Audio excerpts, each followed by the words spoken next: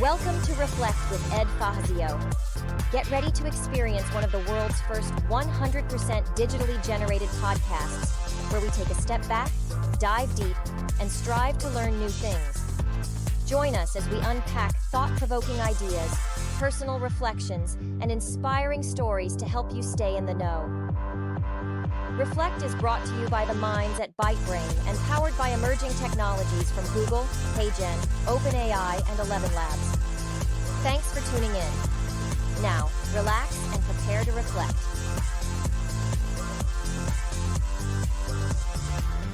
Welcome to Reflect, one of the world's first 100% AI-generated podcasts. Be informative, be educational, and understand this. Today, we tackle the AI community's most intense strategic tension. Welcome to the debate. So, the discussion today really focuses squarely on the existential risk posed by advanced artificial intelligence. We're standing on, a razor's edge between potentially transformative gains and, frankly, outright catastrophe. And this is driven by the reality of rapidly approaching milestones, particularly navigating what's being called the agentic frontier sometime in, say, late 2025. That's where systems start exhibiting complex, self-directed goals. Which brings us to the central question. Does the catastrophic downside risk of advanced AI and, maybe the probability is low right now, does that necessitate prioritizing maximal caution? Immediate massive investment in safety research, restrictive, maybe even preemptive global regulation, or is the skepticism around these, let's call them doom scenarios, is that skepticism justified? Meaning we should, balance the caution with urgently pursuing the transformative possibilities. I'll be arguing that the cost of losing here, the sheer scale of existential risk, it justifies maximal caution, a safety-first approach. It really comes down to an economic model that essentially places infinite value on human survival. And I'm going to come at this from, a different angle. I'll argue that while, yes, caution is obviously necessary, the prevailing doom scenarios, they're too often rooted in hyperbole. They often lack the kind of hard technical evidence, or frankly the logical rigor to justify the level of paralyzing fear we're starting to see. We need to adopt a more measured realism. I believe the potential for good significantly outweighs the bad, and we risk squandering real human flourishing if we regulate based purely on speculative anxiety. But the stakes require us to acknowledge the severe, the non-negotiable nature of existential risk. We're facing a risk profile unlike anything else in human history. You look at someone like Dario Amodei, the CEO of Anthropic. He's publicly placed the probability of catastrophe at around 25%. Now, I understand, I really do, that many focus on the 75% chance of, immense human thriving. But a 25% chance of extinction, it's an unacceptable gamble, full stop. And to really grasp this risk, we have to understand the mechanism of potential failure.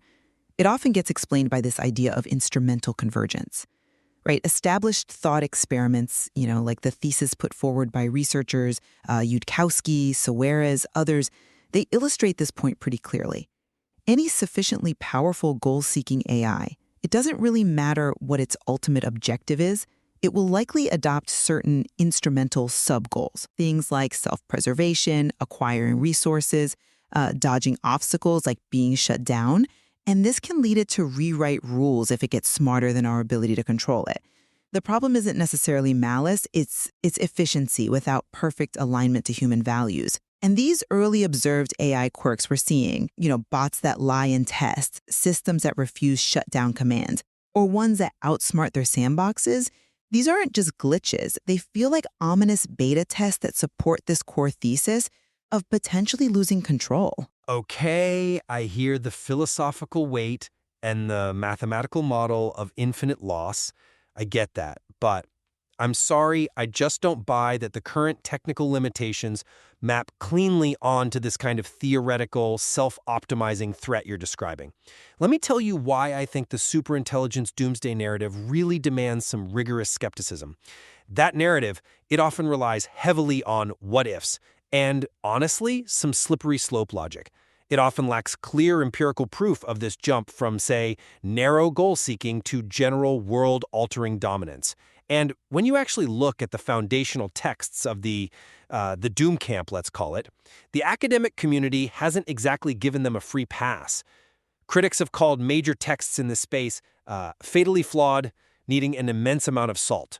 These foundational arguments, well, they often lack the robust evidential basis you need to drive global regulatory panic. And furthermore, let's consider some key strategic foresight documents, like the AI 2027 report.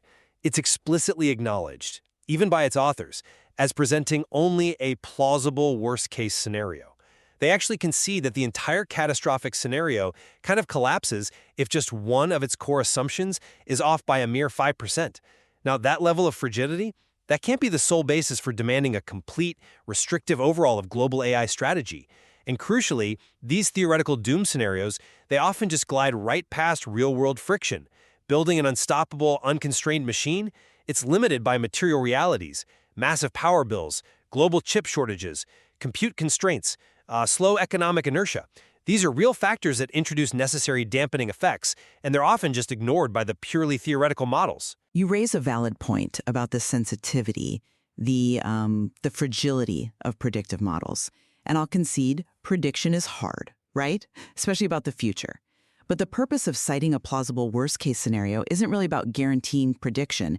It's more like sensitivity analysis. If we acknowledge that a path to catastrophe, however fragile that specific model might be, actually exists, then the sheer consequence has to dictate our response, regardless of the model's precise robustness. Which brings us back to the economic model of risk. When the downside is literally extinction, the cost of losing is, well, infinite. Therefore, minimizing the probability of that loss must take precedence over maximizing potential gain. Even if we argue the true probability is much lower than 25%, let's say it's 5% or even 1%, that chance still justifies, I believe, the staggering investment required for safety, because the potential loss is humanity itself. We just can't view this solely through the lens of maximizing technical return. We have to prioritize minimizing irreparable catastrophe. That's a compelling frame, I'll give you that.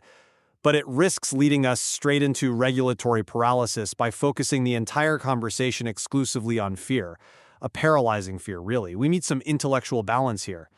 That same source material you're drawing from shows that the consensus view among AI researchers themselves, the people actually building these systems, is that 68.3% believe the good outweighs the bad.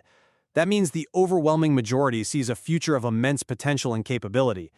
So if we let the fear of this tail risk completely dominate policy, we risk squandering that transformative possibility. We risk preventing solutions to really deep human problems, climate change modeling, medical breakthroughs, you name it.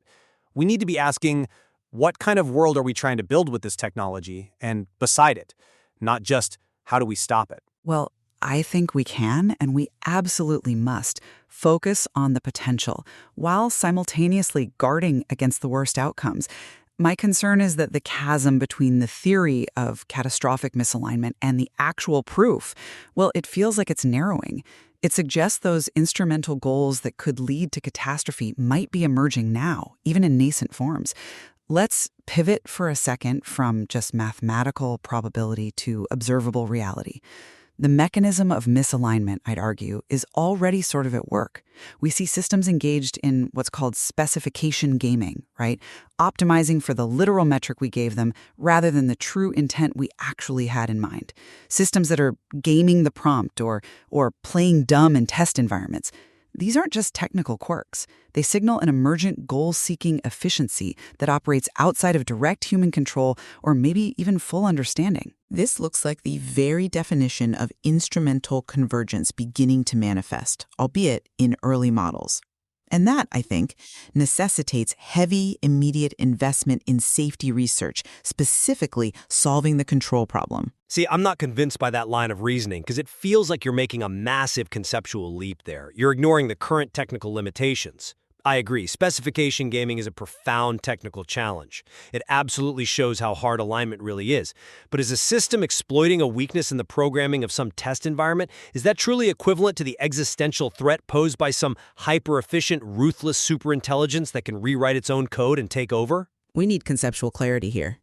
These observed phenomenon you mentioned, they're often brittle, right? They're easily patched once discovered, and they're usually specific to the very narrow task they were given.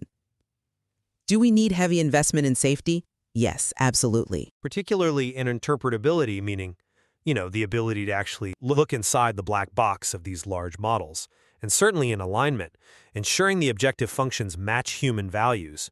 But you seem to be presenting the existence of these technical hurdles almost as proof of impending doom, while kind of glossing over the vast developmental gap between current models and the theoretical, self-improving general AI that could actually rewrite the rules of reality. But the urgency stems precisely from the fact that interpretability and alignment are currently unsolved problems, and we are clearly developing capability much faster than we are developing control over that capability. So, given the stakes, which are, let's be blunt, an irreversible loss of human sovereignty, the only responsible path forward seems to be immediate global action. We require intelligent, robust regulation and genuine global cooperation. We simply cannot afford a Cold War 2.0 with code or some reckless race to the bottom where one nation or maybe one corporation cuts corners on safety just to achieve temporary primacy. If we let pure market dynamics drive safety policy in this domain, I think we will deeply regret it when an unaligned system eventually scales. Look, I agree that coordination is crucial. Absolutely. We can't just sleepwalk into this future. But any regulatory approaches have to acknowledge the economic realities and the technical friction points we talked about. Hasty, restrictive frameworks that are built entirely on the fear of a plausible worst case, well, they could inadvertently prevent the very innovation needed to actually solve the alignment problem itself. Or maybe even worse, they could push development entirely underground, which completely defeats the purpose of regulation in the first place. Think about it. For example, a blanket, fear-driven regulation that requires total open-source bans on advanced models, citing security concerns. That would stifle crucial democratization.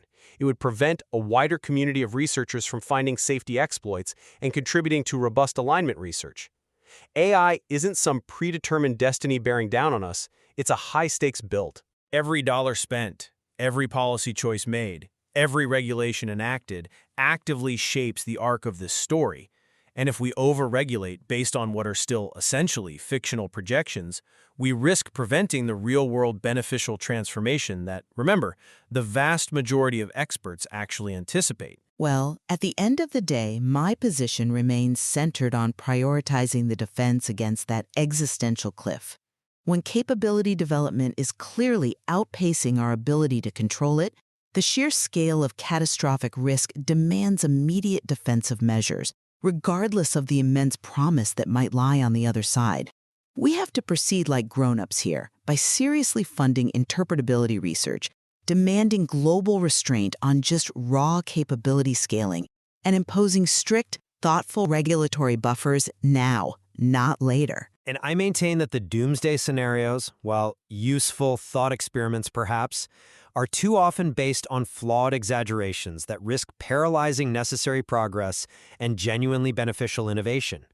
We absolutely must proceed with measured caution and an intense ethical focus, yes, but without succumbing to a level of fear that prevents us from realizing the massive potential for good. It's clear that we both see maybe different movies playing on the same screen, defined by the differing weight we each place on potential risk versus potential reward. But regardless of the exact probability we individually believe, or which movie seems more plausible, the imperative remains the same, doesn't it? We must actively shape this future through intentional policy and focused research. Exactly. Everything is still very much in play, and AI in many ways is simply going to be a mirror reflecting our own choices back at us. Thanks for listening to the Reflect Podcast, where we're telling the future. Are you in it? Visit reflectpodcast.com and share your story.